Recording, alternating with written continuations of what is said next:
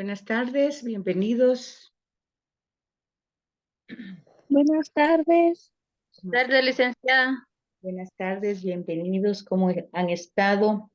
Miren, antes de empezar, ya estoy grabando, pero quiero contarles que aquí hay una gran tempestad. No está lloviendo, pero hay mucha tempestad y muchas veces cuando pasa eso, pues se va la luz. Y si se va la luz, pierdo conexión con ustedes. Si eso pasara, pues hay que esperar un rato porque que se restablezca internet y bueno, y luego intentar volvernos a conectar. Se los aviso por si pasa, ¿verdad? Puede ser que no pase, pero por si pasa, pues ya están ustedes informados que hay que hacer. Eso por un lugar, por un lado. Luego, por otro, hoy vamos a trabajar el libro del Génesis. Yo quisiera que tengan en mente lo que estudiamos en el trimestre anterior de Introducción a Sagrada Escritura, porque como se repite constantemente, no es un curso que anule o que ya lo cursamos, ya lo ganamos y bueno, ya estuvo. No, este va apoyando y va ilustrando todo lo que vamos estudiando de los demás libros. Entonces, en todos los libros hay tradiciones orales, porque la escritura se desarrolló muchos siglos después, hay que tomar en cuenta eso. Al ponerse por escrito son géneros literarios, hay que darse cuenta de eso y fijarse cuando uno lee qué género literario utilizó el autor sagrado para transmitirnos el mensaje que nos quiere transmitir.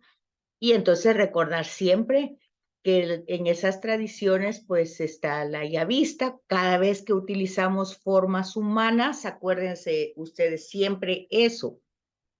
No es que esté revelando que Dios sea humano, pues ya dijimos eso muchísimas veces, sino pues es la manera de hacerse entender poniéndole rasgos humanos a Dios. Entonces, estas experiencias fueron personales, fueron directamente, decíamos anteriormente, que, que la escritura, la revelación, no surge del pensamiento, sino de la experiencia. Entonces,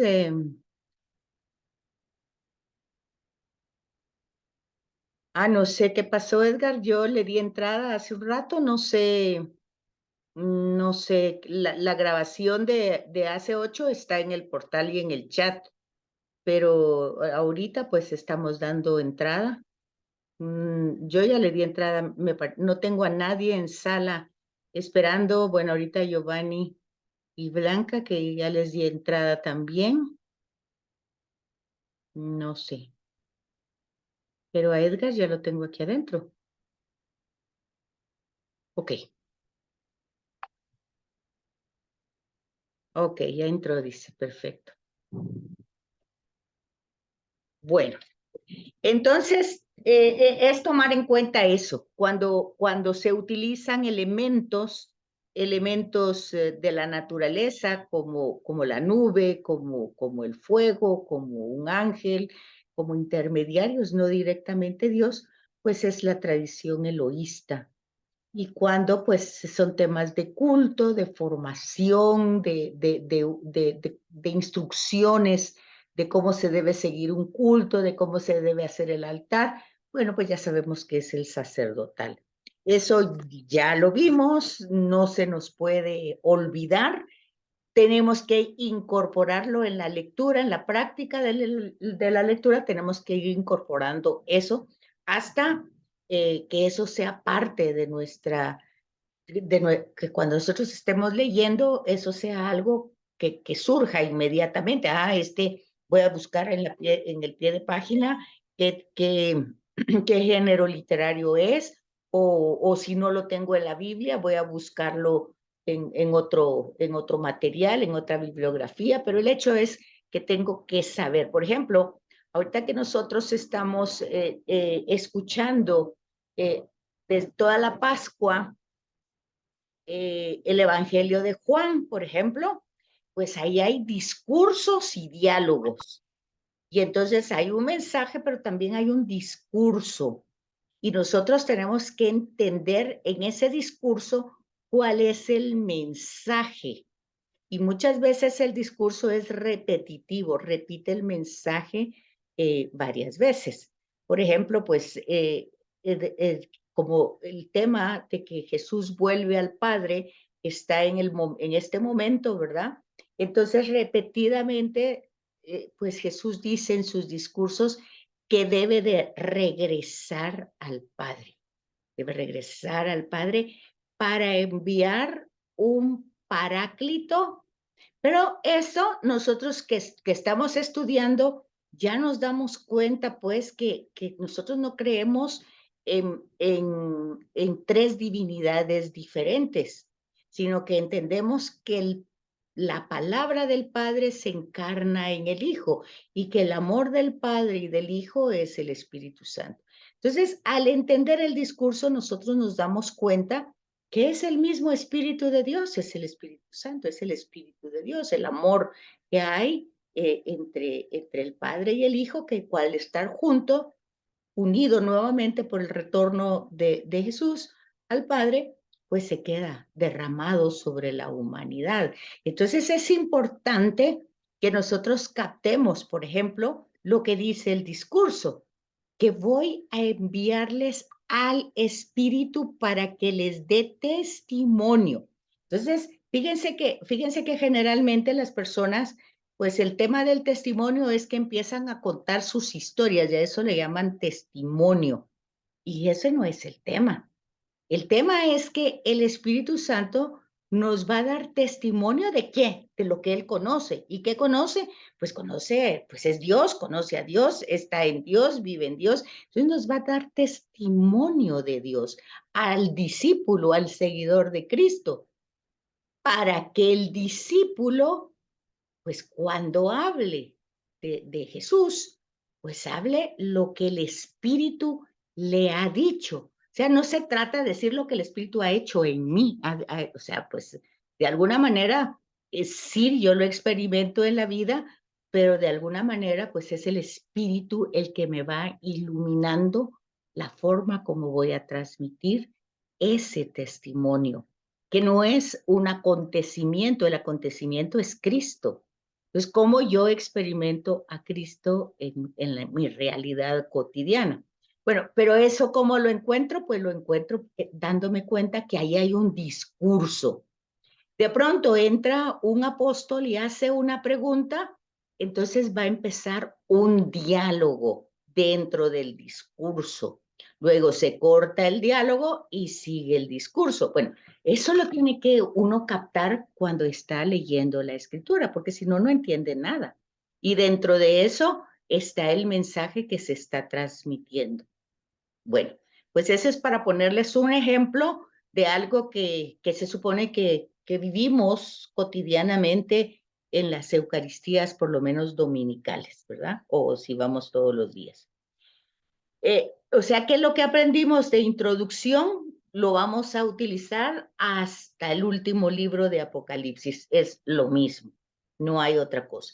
Y el hilo conductor que vamos captando, ya cuando vimos nosotros introducción a la Biblia, vimos los primeros 11 libros del Génesis y dijimos que eso era como una prehistoria. Entonces hoy no me voy a detener mucho en eso porque ya lo vimos, entonces solo voy a dar un pincelazo, si no, no avanzo. Antes de eso, como hoy es 15 y quiero saber si todavía hay personas que faltan de mandarme sus trabajos. Yo ya tengo los cuadros hechos, pero ahorita no lo tengo aquí a mano. Pero si hay alguien aquí que todavía le falte, de los que están inscritos, ahorita tengo solo 12 aquí en la sesión de hoy. No sé al final cuántos hay en la lista. No, Entonces, no sé ahí si hay. Sí, sí, sí, Bonnie, Ronald. hola, ¿qué tal, licenciada? Hola, hola. Buenas noches. Aquí nos toma por 2, por favor. Sí, no, ya miro. También a Giovanni y a Blanca, que son 2 también. Sí, aquí aparece. Ay, gracias. Y la tarea, sí, nosotros faltamos también de entregarla junto con Maynor Melgar, nosotros Espera, 3. permítame, pues voy a poner. ¿Y cómo van o qué les faltan? Nos falta hacerlas. Todas. Dios mío. Ah, Ok, Ivonne y Ronald sí, y Minor, ¿verdad? Maynor. Ajá. Minor. Ok. Bueno, ¿qué piensan? ¿Qué proponen? Yo puedo esperar todavía, o cómo ven el tiempo, o tomo en cuenta lo que han hecho, o cómo. ¿Qué decís tú? ¿Cuántas tareas son las pendientes que no me acuerdo ahorita? Mire, yo ahorita no tengo el control aquí, pero podemos, si ustedes están muy atareados, yo no puedo esperar mucho tiempo para pasar las notas. Entonces Ajá. puedo utilizar, ya quedan ustedes como autodidactas que trabajen y estudien los lineamientos que les ha dado.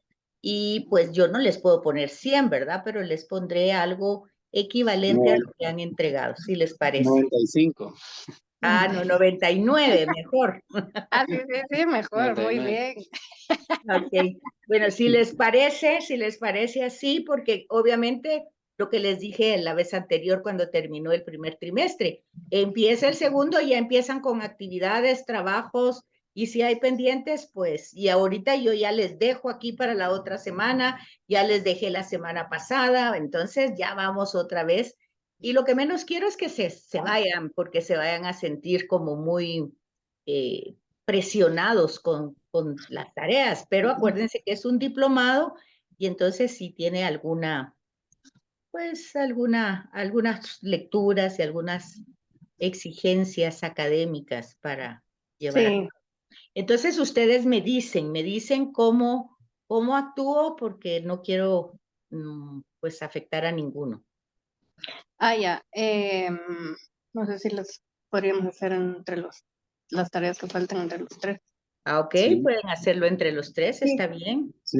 Ah, bueno, está bien, licenciada. Entonces la entregaríamos lo más pronto posible o para el próximo lunes, Perfecto, está como bien. fecha límite. Va, está bien, Va. está ¿Y bien. se la mandamos por WhatsApp o cómo sería? Sí, o al correo, ya tienen las dos cosas, ¿verdad? El correo y el WhatsApp, ¿sí? El teléfono del WhatsApp es 52 96 45 12. Ah, ok. Entonces ahí, Perfecto. si lo quieren mandar ahí, está bien. Y si hay Ah, alguien va. más, si hay alguien más, porque entonces ahorita tengo a Edgar, a Minor, a Ivonne y a Evelyn. No, Ah, Ronald. a Ronald, perdón. ¿Y quién es Evelyn? Ah, Evelyn me acaba de escribir aquí. Ok. Brenda, pero Gracias, Brenda licenciada. me dijo que ya lo mandaba o no, o ya no se Sí, pudo, Brenda. licenciada, no, bien, bien, bien, bien, bien. Ya tengo 12. Pero eso les pasa porque dejarlo de último, no sé Ay, qué sí, les yo pasa. lo sé, yo lo sé. Pero yo Bueno, ya tengo 12. bueno, está bien, pues seguimos esperando. Me van Gracias. diciendo e ir actualizando, no, todavía no sé con el coordinador si tiene el listado de los que están siguiendo, porque yo me imagino que hay personas, porque sí, algunas hablaron conmigo, que por circunstancias ya no van a seguir, aunque hayan hecho algunos trabajos. Entonces, para no ponerlos en el listado que tengo que pasar con notas, si me hace favor el coordinador o los coordinadores que estén en este curso de pasarme el listado real que tenemos, ¿verdad? Porque como les digo, ahorita tengo solo 11, conmigo 12. Bueno, entonces, anteriormente les había pedido que leyeran la introducción del Pentateuco y la introducción por lo menos de los 5 libros, Génesis, Éxodo, Levítico, Números y Deuteronomio. ¿Qué dicen? ¿Lo lograron hacer? Con sinceridad, no hay problema. Si no lo hicieron, igual lo tienen que hacer, pero si no lo pero para saber si Licenciada, disculpe. ¿qué manda? Fíjese de que usted había dejado de tarea hacer el recuadro, pero como yo hago mis tareas desde el teléfono, fíjese que se me complica mucho hacer cuadros en el teléfono porque se me compongo un lado Claro, y se me claro, claro, distorsiona otro. claro. Ajá. Entonces lo hice un tipo resumen. Ah, está bien. Está bien. Pues Lo sí. importante es que lo hagan. El cuadro es para que ustedes vayan comparando. ¿Y qué fue lo que logró captar de esas introducciones? A ver si nos puede instruir con lo que usted captó. Pues así como, bueno, yo saqué un resumen del Antiguo Testamento como tal y de ahí uno de cada libro de los primeros 5. Ya. En el Génesis y el Éxodo habla de una historia de Israel, pero una historia, se podría decir, ay, no se le puede decir ni antigua porque es como, porque ellos eran nómadas todavía. Entonces, todos los acontecimientos de el Génesis, de la creación para Abraham, que es el padre de la fe, enmarca muchos lapsus de tiempo muy prolongados. Entonces, de ahí con Abraham, Jacob e Isaac, ya empieza la historia como que más concatenada. De ahí el Éxodo viene siendo la historia de Israel cuando migran de Egipto, cuando salen de Egipto, las travesías que pasan por desobedecer a Dios y sus mandatos. Y vemos también que ya de último vienen a mezclarse, por así decirlo, con otras civilizaciones mucho más adelantados que ellos, pero toman lo de adorar muchos dioses, entonces se van olvidando todo lo que pasaron sus padres, y es ahí cuando llegan los profetas y los jueces. Ah, Con perfecto. el libro Pero de digamos, Levítico, digamos que en las introducciones, a mí lo que me interesa que miren es quién es el autor al final, a quién se le da pues la autoridad de haber escrito ese libro, si encontraron ahí alguna información y más o menos en qué época fue escrito. ¿Encontraron esa información en la introducción, en su fíjese libro? de que yo solo, o sea, con nombre y apellido no encontré quién los escribió, pero sí decía orden sacerdotal, orden yavista, por ejemplo, el Levítico que lo escribieron 500 años después de que Moisés se le entregaron las tablas de la ley, igual que el Deuteronomio. Entonces sí me da esas fechas, pero no me da un autor principal, ¿verdad? ¿Ok? Sí, porque acuérdense que dijimos que como eran tradiciones orales, se había recopilado, ¿verdad? Entonces, no hay un autor humano, sino lo que hay es un escritor, un agiógrafo, que ha recopilado todas las tradiciones orales y las ha puesto por escrito. Pero en algunas Biblias todo se atribuye a Moisés, sobre todo si no son Biblias de estudio.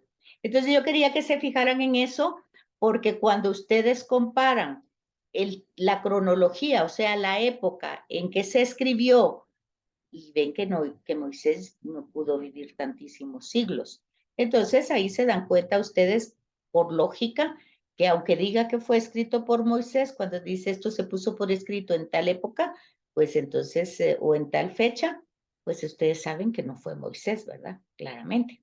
Entonces, es para que ustedes desde su Biblia vayan encontrándole un sentido a lo que estamos estudiando. Bueno, entonces esto era lo que necesitaba yo ya dejar claro, los trabajos y las introducciones, y ahora vamos a trabajar el libro del Génesis.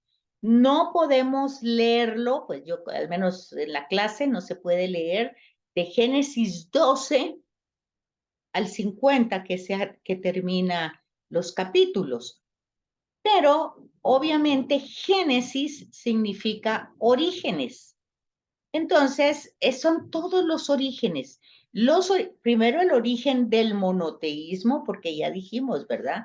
El ambiente es un ambiente politeísta en todas las regiones, o sea, la creencia en muchos dioses.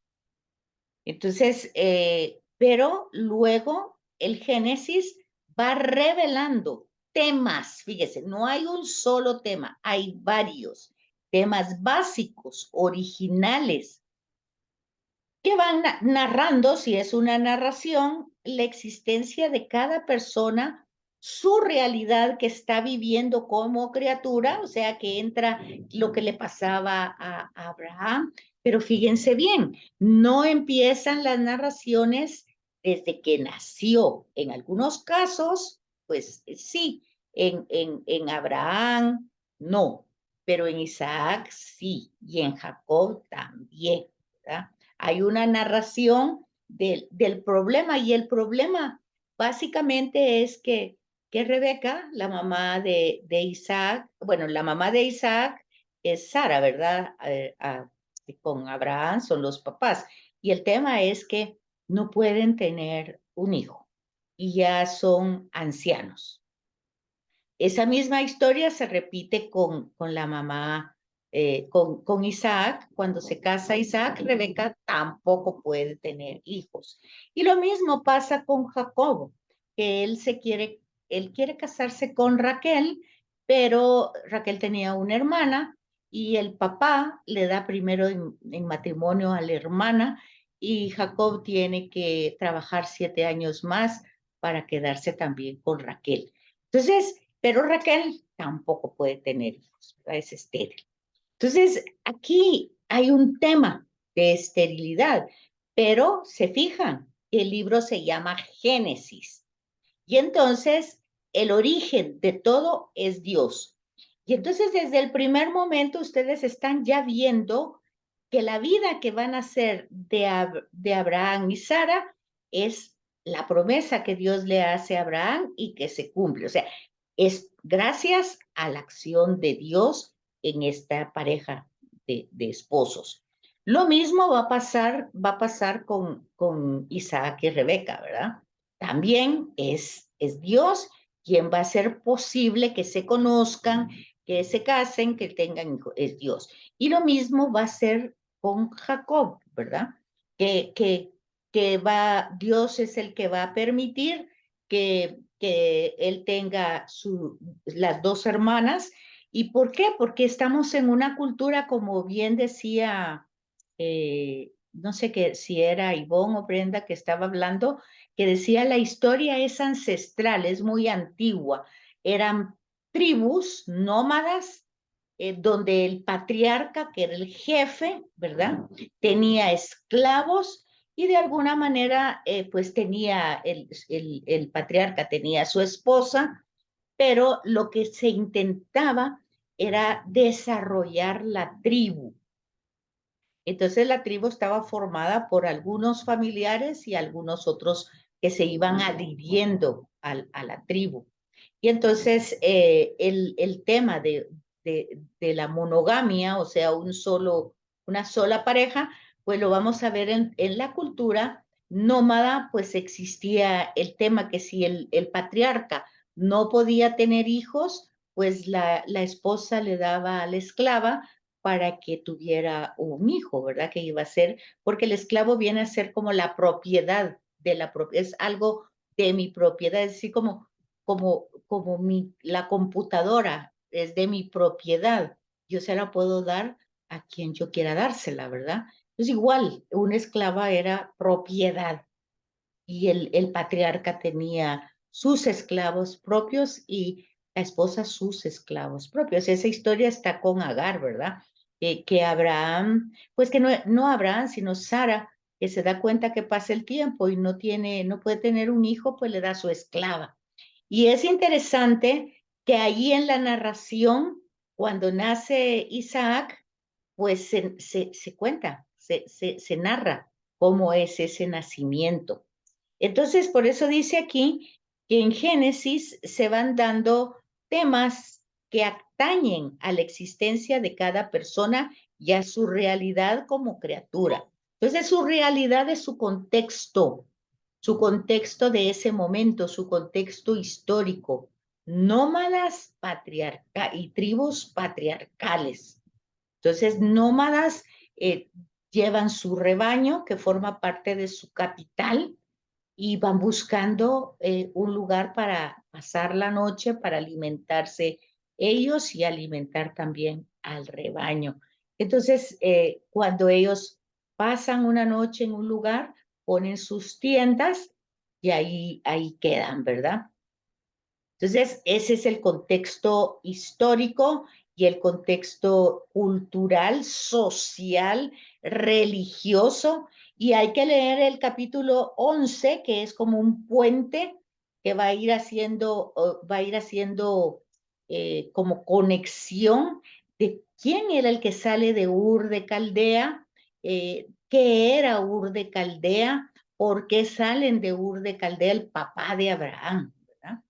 Y entonces hay que leer para que nosotros podamos ir entendiendo. Y cuando hacen una genealogía, es un género literario, para ir hablando, no necesariamente es histórico, pero tratan de conectar una generación con otra. Entonces, eso también lo encontramos en Mateo y en Lucas, genealogías, pero son formas literarias que tienen como finalidad ser puente generacional, o sea, unir una generación con otra, y el objetivo es que nosotros vayamos entendiendo que Dios está desarrollando una historia y que en esa historia va actuando. Por eso Génesis, el origen de toda la historia es Dios. Él es el protagonista. Eso no se nos debe de olvidar. Entonces, aquí, cuando vemos en Génesis a estas personas que experimentan y que le creen a lo que Dios dice, pues entonces iluminan su vida, ¿verdad? Su actuación. Y de alguna manera eso le llamamos nosotros fe. ¿Qué quiere decir? Que le creyó. O sea, le creyó, Abraham le creyó a Yahvé, lo experimentó, le creyó, y aunque no dice ahí, le creyó, la palabra que sigue en el versículo 4, capítulo 12, del 1 al 3, en el versículo 4 dice, marchó. Entonces, si Yahvé le ha dicho que se despoje de todo y que confíe en el lugar que le va a mostrar, pues no le está definiendo nada, lo está dejando hacia la deriva. Pero Abraham le cree. Y luego dice, marchó él. Entonces ahí vemos con claridad, pues, el tema de la fe, que la fe no es creer en una idea, sino en una experiencia que luego la vuelvo en acción. Y tampoco es que desde el primer momento Abraham haya tenido totalmente una fe purificada, no. Progresivamente la narración va a ir contando pues algunos temores de Abraham, algunas desconfianzas, por ejemplo, el hecho de que Dios le ha prometido un hijo que va a nacer de Sara, y Sara le da a Agar, pues que es la esclava, ¿verdad? Y eso provocó una serie de conflictos. Bueno, entonces la palabra Génesis, orígenes. El origen de toda esta historia, el protagonista es Dios. Y las personas son instrumentos que Dios convoca, llama para ayudarse, para ayudar al desarrollo de esta historia. Y la historia obviamente es de salvación, no es de otro tipo, no es de que va a exonerar a Abraham de todo tipo de problemas, ¿no? La historia va a ir narrando envidias, que dijera dudas, mentiras, engaños, de todo tipo. Y no se trata de que yo voy a entender de que en aquel tiempo así era y así pues eso sí se permitía antes y después no, no. Es decir, la persona va purificando su fe a lo largo de su historia. Entonces, de alguna manera le cree a Dios, pero pero los momentos, las circunstancias a veces van a ser difíciles y entonces la persona, en el caso de Abraham, de Isaac, de Jacob, pues van a entrar en dudas y van a actuar de acuerdo a su sentido común. Y a veces ese sentido común no es el sentido de Dios, aunque así tengan ellos la fe en Él, lo cual no implica que no tengan la fe. Entonces, tenemos que seguir utilizando los géneros literarios y estos toledots son los que contienen la mayor parte del mensaje de Génesis, que son las promesas que Dios hace. De hecho, el trabajo que tienen es buscar las promesas. Aquí van a estar, aquí en las diapositivas van a encontrar las citas de dónde están esas promesas. Si ustedes ponen atención, ya es un trabajo como facilitado, porque eso es lo que les pido que hagan para la semana entrante, que lean algunos pasajes y que encuentren ahí qué es lo que Dios le promete a Abraham, empezando por Génesis 12, del 1 al 3. ¿Qué promesas le hace Dios? Y entonces se va subrayando la elección que Dios hace de esta persona. Fíjense ustedes que no hace la elección no hay ninguna información antes que Abraham sea una persona extraordinaria. Ya el hecho en la palabra marchó, pues ya se entiende que Abraham le creyó a este ser que se le manifiesta. Marchó y ahí va a empezar su historia. Entonces no tenemos la historia de su nacimiento, ni cuando se casó, ni cómo vivía, ni sus circunstancias. Tenemos la evidencia de que Dios lo elige, una elección divina, orientada a la realización del proyecto de salvación. O sea, Dios lo elige para que colabore con el proyecto de salvar a la humanidad. Pero el primero que se salva es Abraham y su familia, lo cual, vuelvo a repetir, no es que quede exento de ningún problema a partir de ahí.